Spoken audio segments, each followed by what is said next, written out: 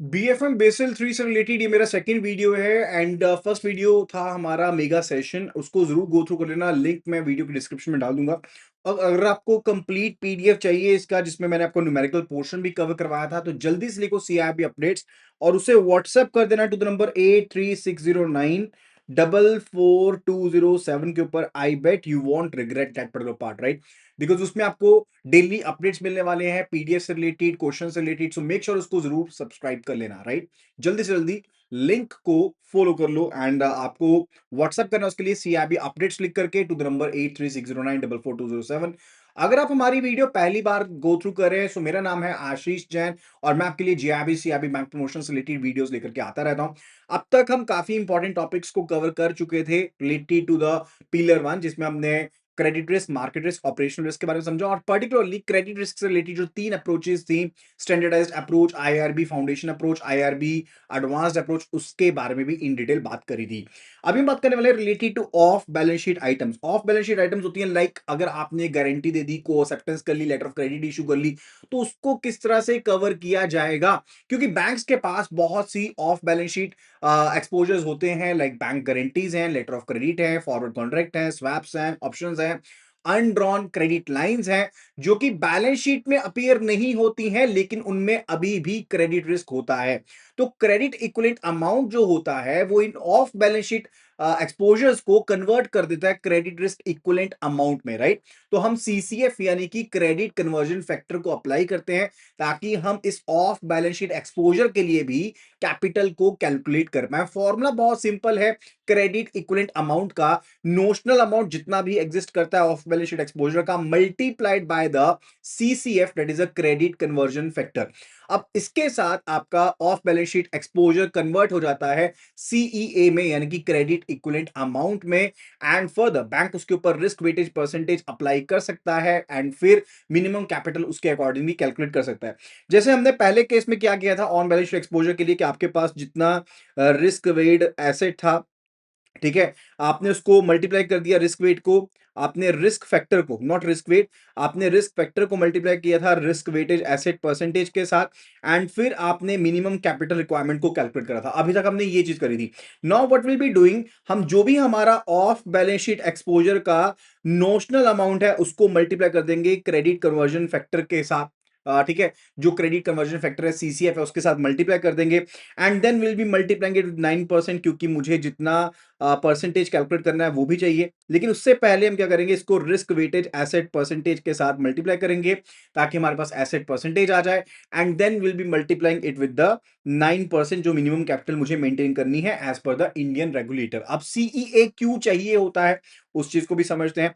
Credit conversion factors यहां पर दिए हुए हैं, तो मैं आपको ये बताने वाला हूं कि ये सीईए क्रेडिट इक्विवेलेंट अमाउंट क्यों चाहिए। देखो, गारंटी अगर दी है तो उसमें डिफॉल्ट हो सकता है, लेटर ऑफ क्रेडिट अगर दी है तो डॉक्यूमेंट फेक हो सकते हैं, उसमें डिफॉल्ट हो सकता है, डेरिवेटिव अगर दी है तो काउंटर पार्टी का फेलियर हो सकता है, यानी कि वहां पर भी रिस्क है। सो हिडन एक्सपोजर वहां पर एग्जिस्ट करता है। सो सीसीएफ जो होता है बेसल 3 के अंदर, वो बेसिकली इन आइटम्स को, off balance sheet exposure items को कन्वर्ट कर देता है to the risk weightage, right? तो रिस्क वेटेज हमें मिल गया, वहां से रिस्क वेटेज एसेट परसेंटेज से मल्टीप्लाई कर दो। अब समझते हैं कि सीसीएफ फैक्टर कितना है। जहां पर डायरेक्ट क्रेडिट सब्स्टिट्यूट्स की बात करते हैं, like we are having the financial guarantees, या stand by letter of credit है, या एक्सेप्टेंसीज हैं, वहां पर सीसीएफ 100% है। और जहां पर ट्रांजैक्शन रिलेटेड गारंटी है, परफॉर्मेंस गारंटी है, शिपिंग गारंटी है, वहां पर ये 50% होता है। जहां पर short term self liquidating trade होते हैं, जहां पर लेटर ऑफ क्रेडिट दिया गया है इंपोर्ट एक्सपोर्ट पर्पज के लिए, वहां पर 20% है। जहां पर medium and long term trade letter of credit दी गई है, in that particular scenario it is 50%। जहां पर undrawn credit line greater than 1 year है 50% है, लेस देन 1 ईयर है 20% है, राइट? तो अलग अलग पॉइंट्स होते हैं। इसी तरह से ना बिड बॉन्ड्स के लिए, in case if we are dealing with the bid bonds, हम बिड बॉन्ड्स के साथ डील कर रहे हैं, या फिर लेट्स से टेंडर गारंटीज के साथ डील कर रहे हैं। अब उस सिनेरियो में क्या रहेगा, in that scenario it is 50%। ये जो सीसीएफ होता है वो 50% का होता है, राइट? तो ये सीसीएफ का फंडा समझ में आ गया कि सीसीएफ क्या होता है, राइट? ये अलग अलग होता है। एंड इसके अलावा एड ऑन फैक्टर्स क्या होता है, लाइक अगर मेच्योरिटी कम है ज्यादा है, उसके हिसाब से कुछ एड ऑन फैक्टर्स होते हैं। And further it's related to CEA for the derivatives and formula क्या रहेगा अगर हमने डेरिवेटिव्स के लिए सीईए का फॉर्मूला देखना है. So CEA would be equal to RC. ठीक है, यानी कि जो भी आपके पास रिस्क है वो प्लस उसमें नोशनल परसेंटेज रहेगा, जो भी आपका नोशनल अमाउंट है वो भी शामिल रहेगा. मल्टीप्लाई किससे करेंगे आप, जो एड ऑन परसेंटेज है उसके साथ मल्टीप्लाई भी करना पड़ेगा. राइट, तो ये रिस्क वेट परसेंटेज अप्लाई होगा on counter party basis. Right, यानी कि capital requirement if we are to calculate that will be equal to कि जो आपके पास कैपिटल मेंटेन करनी है उसे क्या कहते हैं, कैपिटल रिक्वायरमेंट कहते हैं. अभी तक तो ऑन बैलेंस शीट के लिए कर रहे थे तो सीधा रिस्क वेट एसेट थे आपके पास, उसका परसेंटेज निकालते थे एंड आप कैलकुलेट कर लेते थे, आसानी से हो जाता था.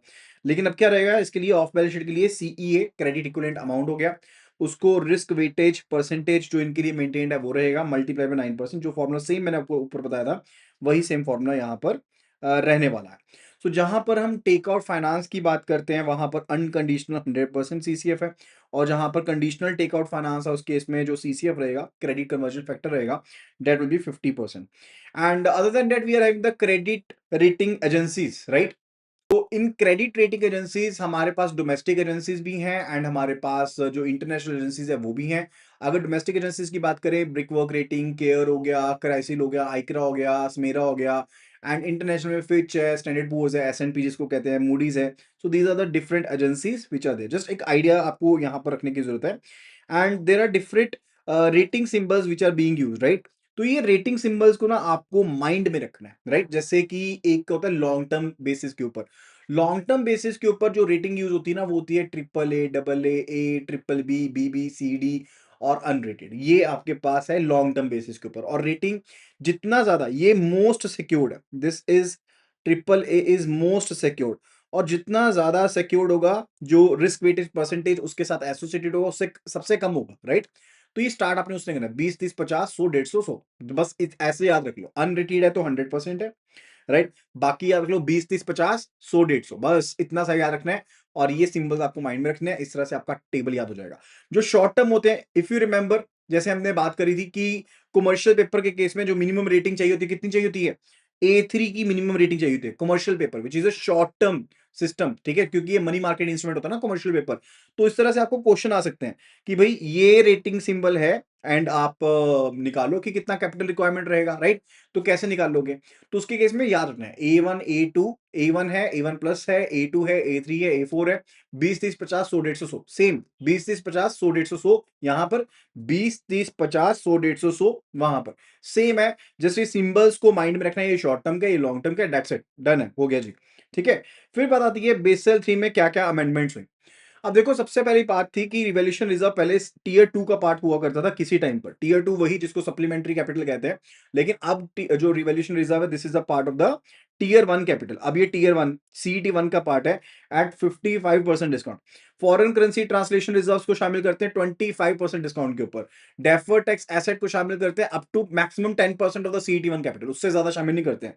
जिसको इन शॉर्ट हम क्या कहते हैं, we say it to be DTA, deferred tax asset कहते हैं, राइट. DTA कहते हैं. चलिए इसके बाद चलते हैं आगे. फर्दर इट टेल्स अबाउट कि हमने पहले भी पढ़ा था कि 3 तरह के हमारे पास पिलर्स हैं. Pillar 1 minimum capital requirements related है. पिलर 2 सुपरवाइजरी रिव्यू प्रोसेस जिसको SRP कहते हैं. मार्केट डिसिप्लिन जो ट्रांसपेरेंसी से रिलेटेड है, जो सपोर्ट करता है पिलर 2 को और पिलर 1 को, राइट.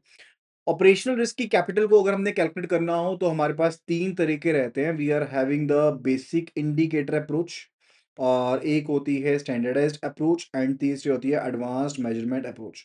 ये 3 तरीके होते हैं हमारे पास फाइंड आउट करने के लिए. बेसिक इंडिकेटर अप्रोच जो सबसे आसान वाली अप्रोच है, स्टैंडर्डाइज्ड अप्रोच जो एक 8 बिजनेस लाइंस के ऊपर बेस्ड है, और AMA है, एडवांस्ड मेजरमेंट अप्रोच है. ठीक है. तो अगर हमने बेसिक इंडिकेटर अप्रोच को अपनाना हो तो क्या करते हैं, पिछले 3 सालों का जो आपके पास इनकम रहा होता है, ठीक है, ग्रॉस इनकम रहा होता है, उसका एवरेज कैलकुलेट करते हैं.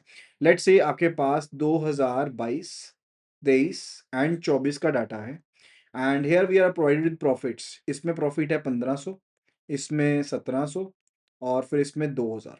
ठीक है, ये प्रॉफिट आपका ग्रॉस इनकम है, नॉट प्रॉफिट, ग्रॉस इनकम आपकी. ठीक है. तो ग्रॉस इनकम का आप एवरेज कैलकुलेट करोगे तीनों सालों का, तो ये डिवाइड बाय 3 कर देंगे. So it will be 1500 plus 1700 plus 2000 divided by 3. तो ये कितना बन जाएगा, 1500 प्लस 1700 प्लस 2000 डिवाइड बाय 3, तो वो बन जाएगा 1733.33। अब आपने जो ये ग्रॉस इनकम कैलकुलेट करते हो ना एवरेज, इसको मल्टीप्लाई करना होता है अल्फा के साथ, और इसकी वैल्यू फिक्स्ड है अल्फा की, कितनी है 15%। सो इसको मल्टीप्लाई करेंगे हम 15% के साथ, and that will be the capital charge for operational risk as per the basic indicator approach. So 1733.33 multiply by 15%, ये बन गया 260, लगभग 260 बन गया। ये वो कैपिटल है जो आपको मेंटेन करनी पड़ेगी under the basic indicator approach.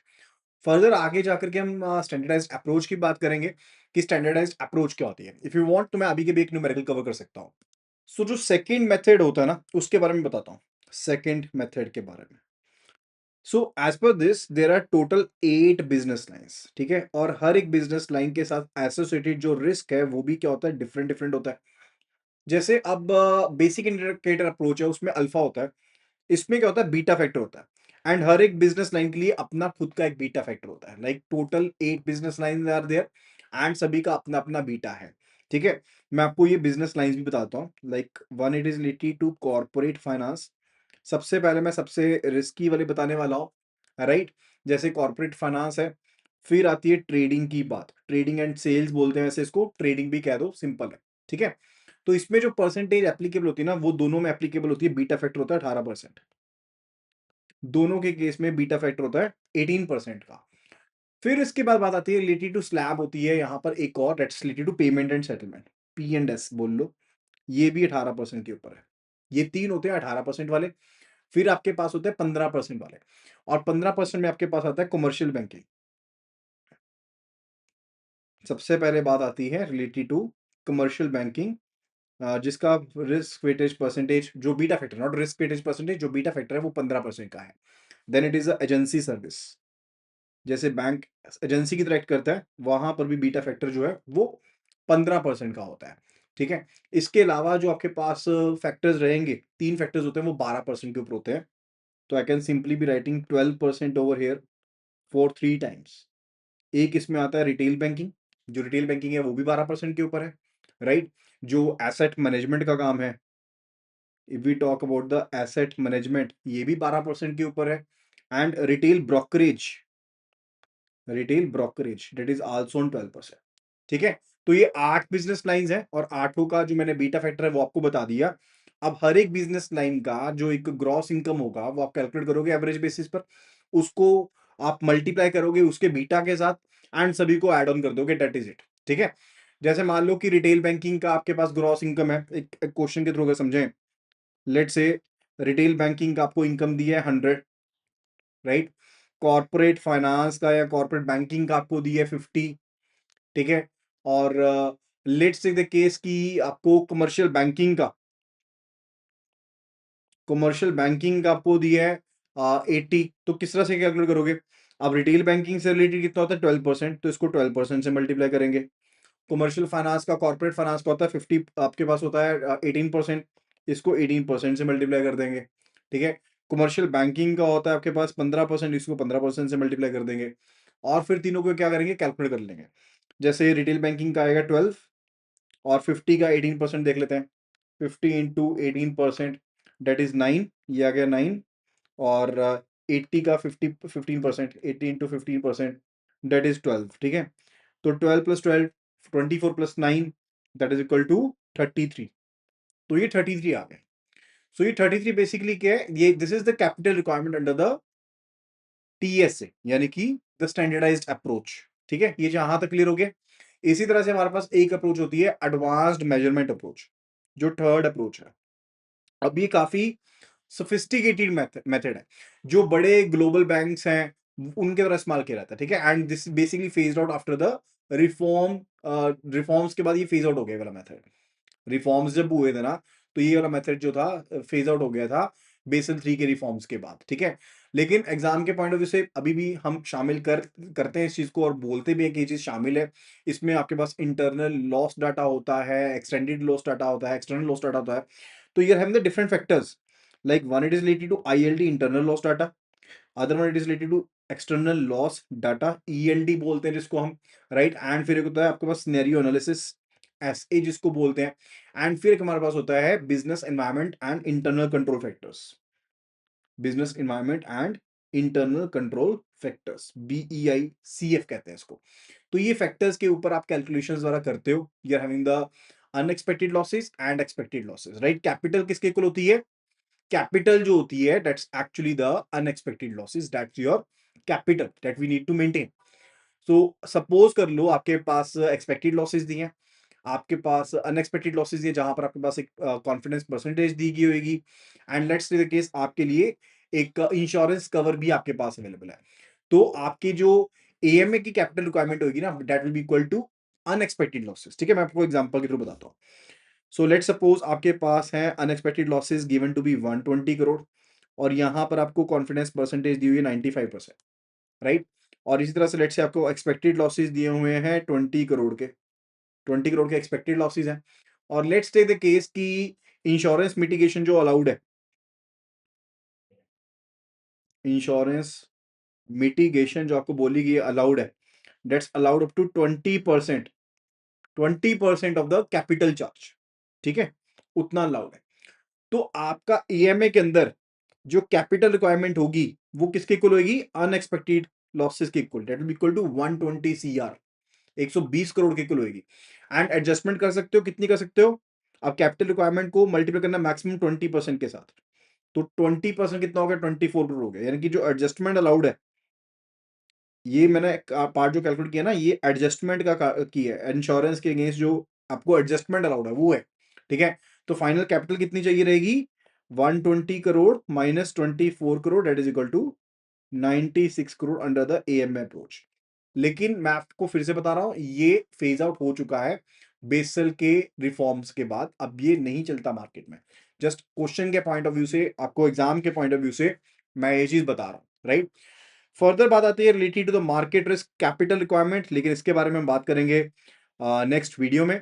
So make sure करना कि चैनल को सब्सक्राइब कर लो, और अगर आपको कंप्लीट PDF चाहिए तो अभी के अभी लिखो CAIIB अपडेट्स। बहुत अच्छा सा आपको मैं डाटा प्रोवाइड कर दूंगा, CIB अपडेट्स लिखो और व्हाट्सएप कर दो टू द नंबर 8360944207 के ऊपर, and I will be sharing all the details with you.